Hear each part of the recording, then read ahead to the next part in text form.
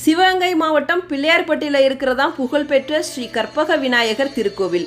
தேவலோகத்தில் இருக்க கற்பக மரத்துக்கடியில் நின்று நாம் என்ன வேண்டினாலும் அது உடனே கிடைக்கும் அப்படிங்கிறது நம்பிக்கை. அதே மாதிரி தான் பிள்ளையார்பட்டியில் இருக்க விநாயகர்கிட்ட நம்ம என்ன வேண்டினாலும் அவர் அதை உடனே தரக்கூடியவர். அப்படிங்கிறனால தான் இவருக்கு கற்பக விநாயகர் அப்படிங்கிற பெயரே வந்தது. இந்த கோவில் கிட்டத்தட்ட 2500 வருடங்கள் முந்தையது. இது ஒரு குடைவரை கோவில். குன்றை குடைந்து ஒரு கோவிலாகவும் ஸ்ரீ கற்பக விநாயகர் சிற்பத்தையும் ஸ்ரீ திருவீசர் என்ற லிங்கத்தையும் பாண்டியர்கள் வடிவமைத்திருக்காங்க. இங்க இருக்க கற்பக விநாயகருக்கு 2 கைகள் மட்டுமே இருக்கு.